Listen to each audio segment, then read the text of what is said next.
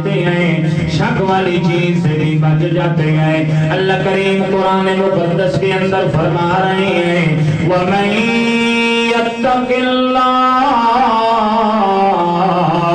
يَجْعَل لَّهُ مَخْرَجًا، جو بندہ تقوی اختیار کر لیتا ہے اللہ اس کے لیے راستے کھول دیتا ہے، کوئی نہ کوئی سبیل اللہ کریم پیدا فرما دیتا ہے۔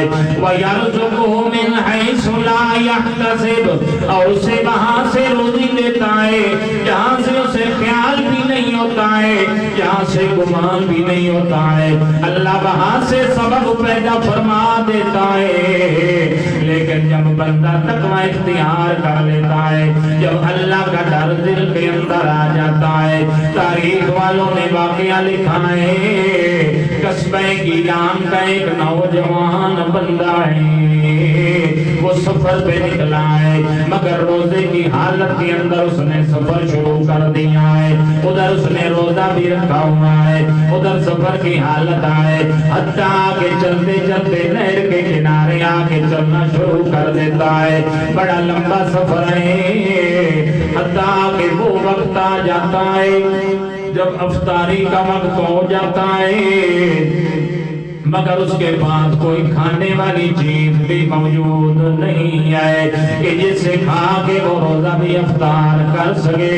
حالات اس وقت انتہائی نازک ہوا کرتے تھے، آج تو ہم 10-10 12-12 15-15 منٹیں کھاتے ہیں اور پھر ڈکار بھی نہیں مارتے ہیں اور پھر بھی کہتے ہیں گزارا ہو رہا ہے جناب، اب روزہ دار بھی ہے کچھ کھانا بھی نہیں ہے۔ اب نہر کے پانی کے اندر اس نے دیکھا کہ تیرتا ہوا ایک سیب کا دانہ آ رہا ہے، جب اس کی نظر پڑی افطاری کا وقت ہو گیا ہے، اس نے وہ سیب والا دانہ پکڑا ہے، پکڑ کے کھا کے اوپر سے نہر کا پانی پی لیا ہے۔ جب کھا کے جناب پانی پی لیتا ہے، اب اس کے دل کے اندر تو تقویٰ موجود ہے، اللہ کا خوف اور ڈر تو اس بندے کے دل کے اندر موجود ہے، کیونکہ وہ اللہ کا بڑا نیک برگزیدہ بندہ ہے، وہ اللہ کا ولی بندہ ہے اور سچا ولی ہے اللہ کا۔ سوچنے لگ جاتا ہے کہ سیب تو نہر کے اندر آ رہا ہے، پتہ نہیں کس کا تھا کس کا نہیں تھا، میرے لیے حلال تھا یا حرام تھا یہ جاننے والا کون ہے؟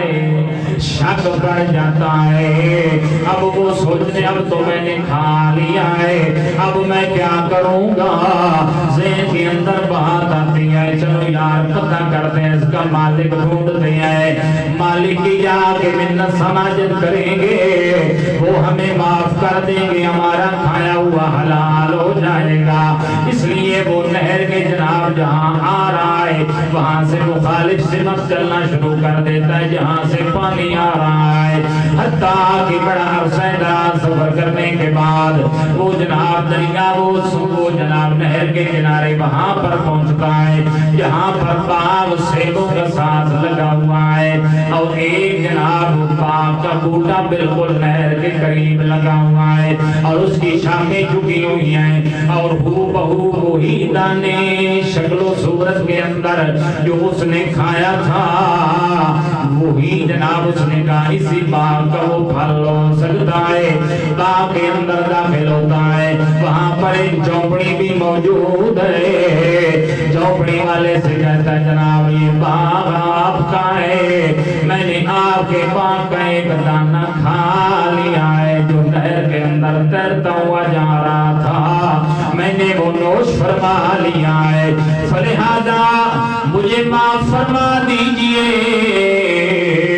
وہ بندہ کہتا ہے نہیں نہیں باغ تو میرا نہیں، باغ کا مالی ہوں، باغ کا میں تو مالی ہوں، مالک اور ہے، مالک اور ہے مالک اس کے دو بھائی اس کے مالک ہیں، ایک فلاں علاقے میں رہتا ہے دوسرا فلاں علاقے میں رہتا ہے، میں تو مالی ہوں میں کیسے آپ کو معاف کر سکتا ہوں۔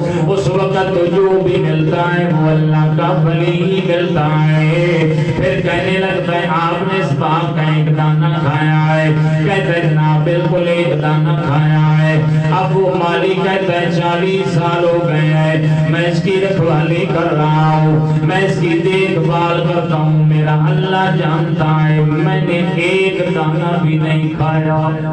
کتنے ہو گئے ہیں؟ 40 سال ہو گئے ہیں کہ میں نے ایک دانہ بھی نہیں بغیر اجازت کے کھایا، اور آپ نے بغیر اجازت کے ایک دانہ استعمال کر لیا ہے۔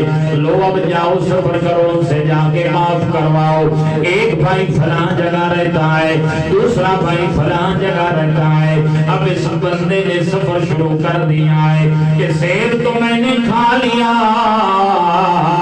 مگر اب معاف ہوگا تو میرے لیے حلال ہوگا، اور جب تک حلال نہیں ہوگا میں ہٹوں گا نہیں، چھوڑوں گا نہیں، میں بعد نہیں آؤں گا۔ کیوں؟ جب دل کے اندر اللہ کا ڈر اور خوف اور تقویٰ موجود ہوتا ہے پھر نیکی کی طرف رغبت ہوتی ہے، گناہوں سے بندہ دامن بچا کے چلتا ہے۔ اللہ کا وہ نیک بندہ چل پڑتا ہے، چلتے چلتے کئی دن گزر جاتے ہیں سفر کرتے ہوئے، ایک کے پاس جاتا ہے کیونکہ اس وقت تو تیز رفتار سواریاں بھی موجود نہیں ہیں، ایک کے پاس جاتا ہے کہتا ہے آپ فلاں باغ کے مالک ہیں؟ اس نے کہا جی آدھا میرا ہے، آدھا میرے بھائی کا ہے جو فلاں جگہ رہتا ہے۔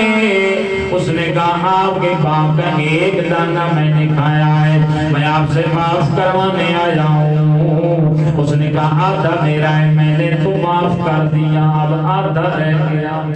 آدھا سیب کھا کے بندہ تو وقت میں پڑ گیا۔ اب جناب وہ حیران ہے، کہتے ہیں آدھا معاف ہوا ہے، آدھا معاف نہیں ہوا، کہتے ہیں آدھا بھی معاف کروا کے چھوڑوں گا، حتیٰ کہ پھر وہ چل پڑتا ہے، چلتے چلتے بڑا دنوں کا سفر کر کے دوسرے بھائی کے پاس پہنچ جاتا ہے، عرض کرتا ہے جناب جی آپ کا باغ ہے فلاں نہر کے کنارے؟ جی میرا ہے، آدھا میرا آدھا میرے بھائی کا ہے۔ اس نے کہا آدھا تو معاف ہو گیا، اب آدھا سیب آپ کا ہے، میں نے ایک دانہ کھایا ہے، اللہ کی رضا کے لیے معاف کر دیں۔ وہ بندہ بھی بڑا نیک تھا، اس نے کہا یار یہ تو کوئی بڑا نوجوان تقوی والا لگتا ہے، اس کے تقوی کی جانچ پڑتال تو کر دیں آخر اس کے اندر تقوی ہے موجود کتنا۔ یہ جو ایک سیب کے لیے اتنا بیچارہ پریشان ہو رہا ہے، آج تو لوگ ایک سیب نہیں ٹرکوں کے ٹرک چلے جاتے ہیں مگر پتہ جہنم بھرنے کا نام نہیں لیتی ہے۔ اندر سے آواز آتی ہے حل من مزید، کچھ اور ہے تو لے آؤ۔ یہ بھرنے والی، یہ جہنم کبھی بھری ہے؟ یہ بھرنے والی نہیں ہے، سارے لگے ہوئے ایسی بھرنے پر، مگر یہ حل من مزید کے نعرے لگا رہی ہے، لے آؤ اگر کچھ اور ہے، ابھی تو میں بھری نہیں ہوں۔ بھرتی ہے تو پھر خالی ہو جاتی ہے کچھ منٹ بعد، مگر یہ بھرنے کا نام نہیں لیتی ہے۔ اسے بھرنے کے لیے نہ ہم نے حلال دیکھا، نہ حرام دیکھا، نہ شک، نہ کوئی اور بات، ہم نے ٹرکوں کے ٹرک کھا لیے مگر پتہ بھی کوئی نہیں ہے حلال ہے یا حرام ہے۔ کائنات والو، وہ اللہ کا نیک بندہ کہتا ہے یار مجھے معاف کر دے، وہ کہتا ہے نہیں میری دو شرطیں ہیں۔ کتنی شرطیں ہیں؟ دو میری شرطیں ہیں، اگر وہ شرطیں مانی جائیں گی تب میں معاف کروں گا، وگرنہ میں بالکل معاف نہیں کروں گا۔ اس نے کہا جی شرط بتائیے۔ اس نے کہا پہلی شرط یہ ہے کہ 1 سال تک میری خدمت کرے گا، میرا نوکر بن کے رہے گا، میں کہوں گا بکریاں چرائے گا، میں کہوں گا میری نوکری کرے گا، خدمت کرے گا۔ اب وہ بندہ مجبور تھا، کہنے لگا یار اب کیا کروں، اب یہ معاف بھی نہیں کرے گا۔ کہتا ہے ٹھیک ہے جناب دوسری بتائیں۔ اس نے کہا پہلے تو پوری کر، 1 سال کا ٹائم ہے، دوسری کیسے بتاؤں؟ پہلے خدمت کر 1 سال، دوسری تو بعد کے اندر جب ٹائم آئے گا بتاؤں گا، ابھی تو 1 کا ٹائم ہوا ہے۔ شرط جناب شروع ہو گئی ہے، سال ہو گیا، اس اللہ کے بندے نے اس کی خدمت کی ہے، جو کچھ کہتا رہا ہے وہ مانتا رہا ہے۔ کہتا ہے جناب یہ تو واقعات اللہ کا نیک بندہ ہے، اسے بھی اللہ کے نیک بندے کی تلاش سکتے، حتیٰ کہ چلتے چلتے آخر وقت پورا ہو ہی جاتا ہے، وقت گزر جاتا ہے، وقت نہیں رکتا کسی کے لیے، آخر کار سال پورا ہو جاتا ہے، سال کے بعد پھر وہ کہتا ہے جناب ایک شرط پوری ہو گئی ہے، اب دوسری بتلائیے۔